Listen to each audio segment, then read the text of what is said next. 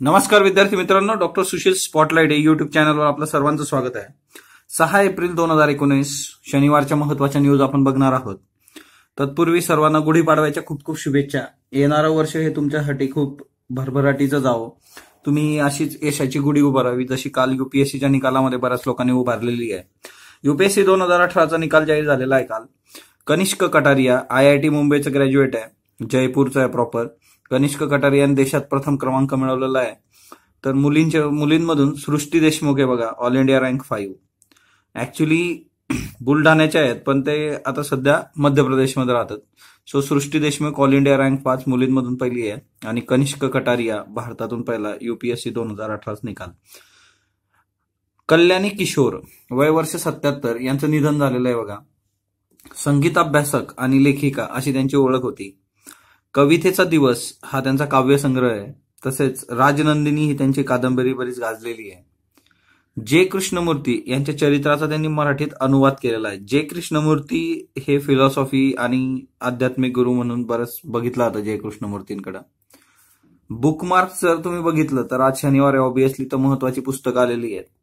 The verdict decoding India's election. आपण एक गोष्ट बघितली की इलेक्शनवर खूप पुस्तकं येतात बघा आणि इलेक्शन संबंधी येणाऱ्या परीक्षांमध्ये सुद्धा विचारलं जाईल म्हणून पॉलिटीमधून इलेक्शन कमिशनच्या सुधारणा कमिटी ह्या सगळ्या गोष्टी तुम्हाला करून ठेवायच्या आहे। सो येणाऱ्या परीक्षांमध्ये याच्याशी रिलेटेड काही आलं तर आपल्याला उत्तर देता आलं पाहिजे। The verdict decoding India's election हे पुस्तक प्रणय राय आणि दोराब आर सोपारीवाला या दोघांनी लिहिलेलं आहे। 2019 मधला मतदार जो संख्या जर बघितली तर 89.5 कोटी एवढी आहे। 1952 सालच्या एका मतदाराची जागा आता 5 मतदारांनी घेतलेली आहे। म्हणजे 1952 भारतातलं पहिलं लोकसभेचं जनरल इलेक्शन जर तुम्ही बघितलं तर आज त्याच्या तुलनेमध्ये 5 पट मतदार हे वाढलेले आहेत। 2014 नंतर 13 कोटी मतदारांची भर पडलेली आहे। म्हणजे तुम्ही लास्ट 2014 आणि 2019चा जर विचार केला तर तिच्यात 13 कोटी एवढे मतदार वाढलेले आहेत। 1952 ते 1977 सत्ताधाऱ्यांचं समर्थन करण्याचा हा काळ होता। म्हणजे 1952 ते 1977 मध्ये तुम्हाला सत्ताधारी निवडून येण्याची शक्यता 82 ते 91% दिसते। म्हणजे सुरुवातीचा हा काळ आहे 77 पर्यंत काँग्रेस आहे की काँग्रेस होतं बघा। सत्ताधाऱ्यांना समर्थन देण्याचा हा काळ आहे। 1977 ते 2002 सत्ताधारी विरोध असा हा काळ आहे। जनता गव्हर्नमेंट आलं 1978 आणि ते सगळं जे काही 3 वर्षासाठी चाललेलं आहे। नंतरच्या काळामध्ये मग कोलिजन गव्हर्नमेंट्स येत गेलेत बघा आणि सत्तेतला पक्ष हरवण्याची शक्यता जी होती ती 77 ते 94% एवढी होती। म्हणजे 77 पर्यंत सत्ताधाऱ्यांना समर्थन देण्याचा एक ट्रेंड होता। 1977 ते 2002 ह्या कालावधीमध्ये सत्ताधाऱ्यांना विरोध करण्याचा ट्रेंड आला। 2002 ते 2019 हा जो काळ आहे हा आपल्यासाठी खूप महत्वाचा आहे कारण याचे सरळ सरळ पडसाद आता आजच्या याच्यात उमटतात। या 2002 नंतर अर्थव्यवस्थेचे नेमके परिणाम दिसायला लागले आणि शहाणा मतदार जन्माला आलेला आहे नंतरच्या काळामध्ये आणि इथं सत्तेत असणारा किंवा विरोधक यांना सत्तेत परत आणण्याचे चान्सेस 50-50 अशा पद्धतीने आलेत। दुसरी महत्वाची गोष्ट आली की भारत हा पुरुष प्रधान देश आहे ही जी एक धारणा आहे याला स्त्री मतदारांनी आव्हान दिलं। लोकसभा स्त्री मतदान जे आहे ते 1962 मध्ये 47% आहे। 2014 मध्ये ही संख्या हाच आकडा 66% आहे। म्हणजे याच्यात 19% वाढ झालेली आहे। दुसरी महत्वाची गोष्ट यूपीएससी मेन्स मध्ये असा प्रश्न विचारला जातो की वोटिंग बिहेवियर साठी मॅटर करणारे फॅक्टर्स कुठले कुठले। जसं भारताच्या बाबतीत आपण विचार केला तर वोटिंग बिहेवियर साठी पर्सनॅलिटी, त्याच्यानंतर मग कास्टिझम आहे, रिलिजियस इश्यू आहे, त्याच्यानंतर रिजनलिझम आहे, असे बरेचसे फॅक्टर्स आहेत।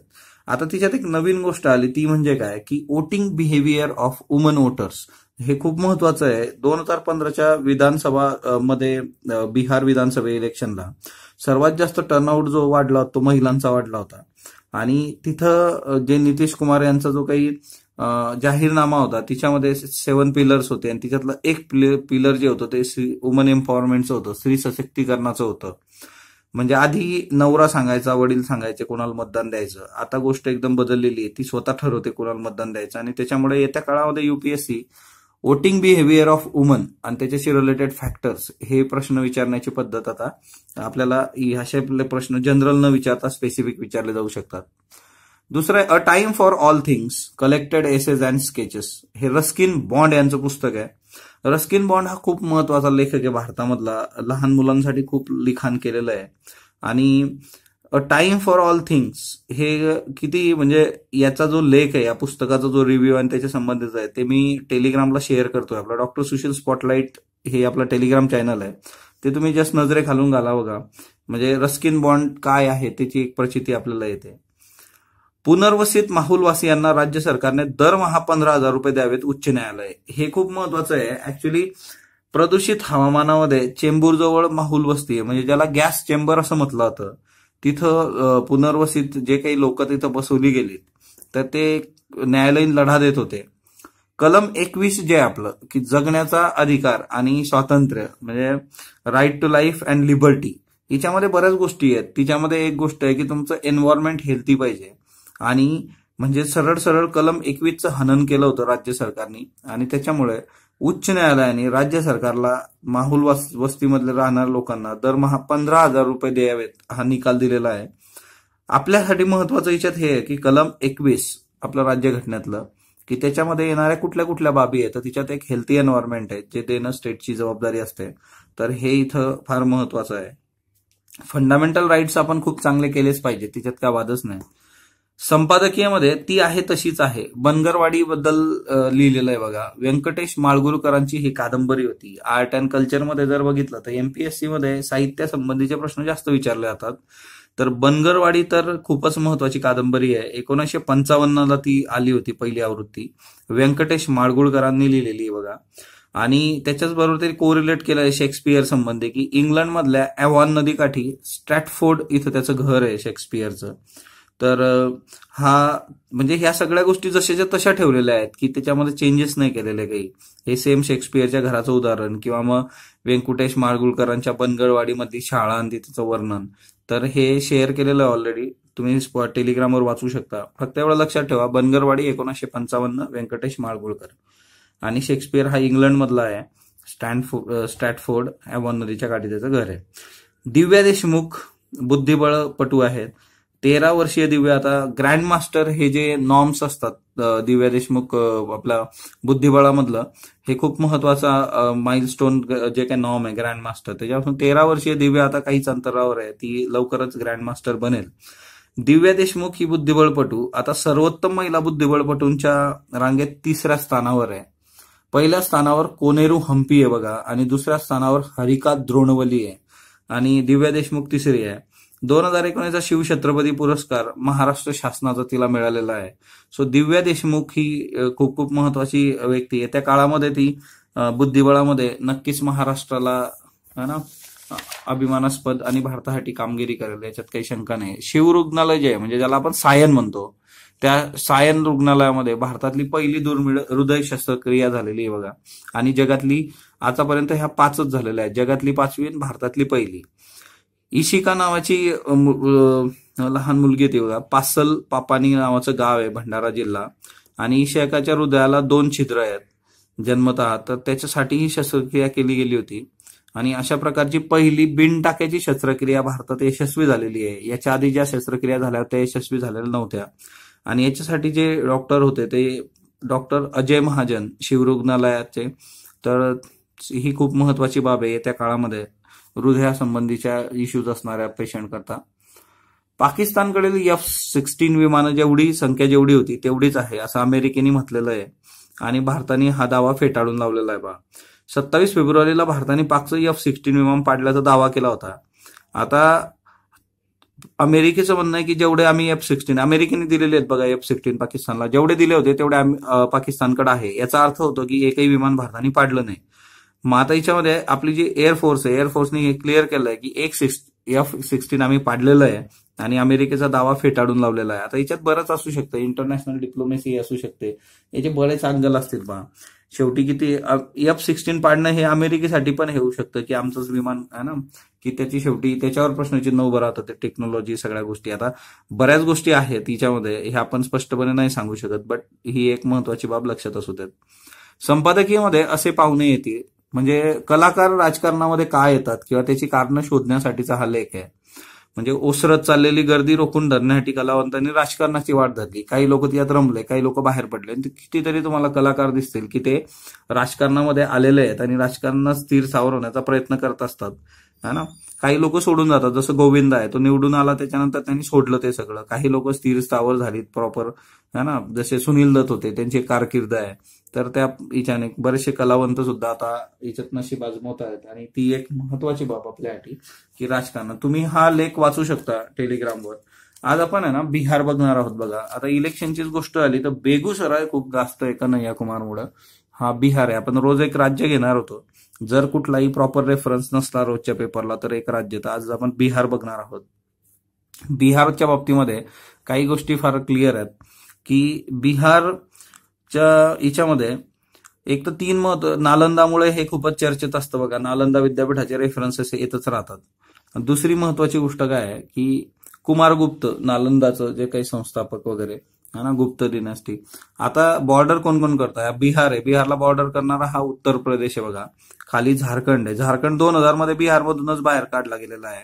2000 मध्ये 3 राज्य बनली होती. बघा, तिच्यामध्ये पहिलेच सिक्वेन्शियली विचारली जातात तर छत्तीसगड आहे, त्याच्यानंतर उत्तराखंड आहे आणि झारखंड आहे. लक्षात ठेवायची की 2000 मधला क्रोनॉलॉजिकल सिक्वेन्स. सगळ्यात पहिले छत्तीसगड आलं, त्याच्यानंतर उत्तराखंड आलं, त्याच्यानंतर झारखंड आलं.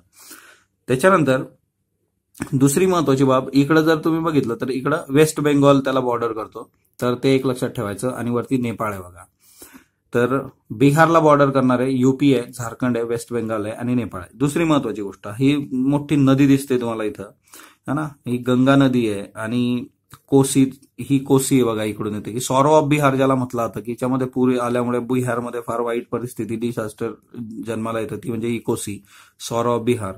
त्यानंतर गंडक आहे बघा, त्यानंतर घाघरा रिव्हर आहे.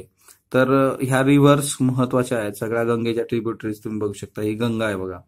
तर त्याच्यानंतर गंगा नदीच्या काठावर पटना तुम्ही इथं बघू शकता. बघा, आपल्याला प्रश्न विचारले जातात. मी तुम्हाला सांगितलंय की कुठलं शहर कुठल्या नदीच्या काठी, तर पटना हे एक आहे.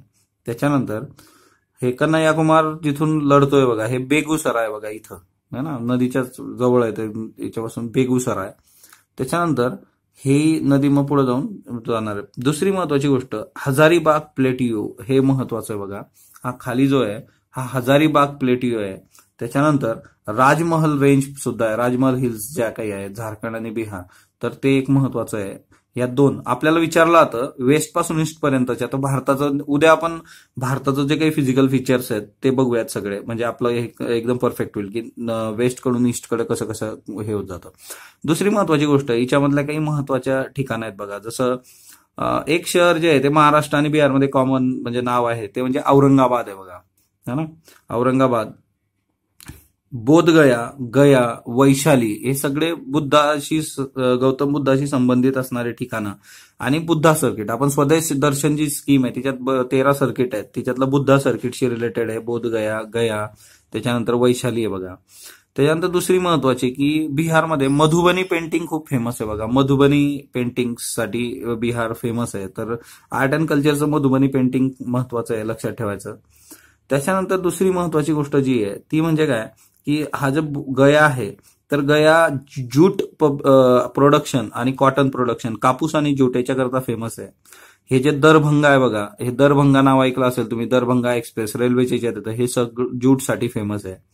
त्याच्यानंतर हे माधेपुरा म्हणून ठिकाण आहे. इथं greenfield electric locomotive manufacturing unit उभं केलं गेलं होतं. ग्रीनफील्ड, ब्राऊनफील्ड 2 असतात. ग्रीनफील्ड म्हणजे शून्यातून निर्माण करणे, म्हणजे एखाद्या ठिकाणी जागा घेऊन बिल्डिंग बांधणे ग्रीनफील्ड आहे.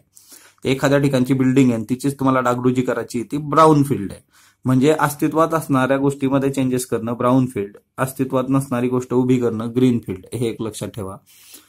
त्याच्यानंतर हे भागलपूर आहे बघा. भागलपूर सिल्क करता खूप महत्वाचं आहे. भागलपूर सिल्क त्याच्यासाठी. त्याच्यानंतर ज्यूट करता गया आहे, दरभंगा आहे, समस्तीपूर आहे, कटिहार आहे, पूर्णिया आहे. कॉटन करता पटना सुद्धा आहे, भागलपूर आहे, गया आहे. आणि थर्मल पॉवर प्लांट बरौनी म्हणून आहे ठिकाण, असं वरच्या साईडलाच येते, इथं दाखवलेलं नाहीये थर्मल पॉवर प्लांट, तर तो बरौनी म्हणून ठिकाण आहे बिहार मधलं. सो बिहारच्या बाबतीमध्ये हजारीबाग प्लेट्यू, राजमहल हिल्स, त्याच्यानंतर गंगा, कोसी, गंडक, ओके, तर ह्या सगळ्या महत्वाच्या नद्या तुम्ही लक्षात ठेवणं अपेक्षित आहे. दुसरी महत्वाची गोष्ट की राजगीर, नालंदा विद्यापीठाजवळ राजगीर हे ठिकाण, तर हे काही महत्वाचे ठिकाणं सुद्धा आपण लक्षात ठेवले पाहिजेत.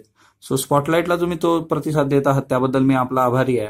मार्चची जी काही ई कॉपी आहे ती टेलिग्रामवर ऑलरेडी शेअर केलेली आहे आणि तुम्हाला वेदांत झेरॉक्सवर पण ती अवेलेबल आहे. सो स्पॉटलाइटला लाईक करा, शेअर करा, सबस्क्राईब करा आणि जर तुमचं काही सजेशन असलं ते कमेंट बॉक्समध्ये नोंदवा. धन्यवाद विद्यार्थी मित्रांनो.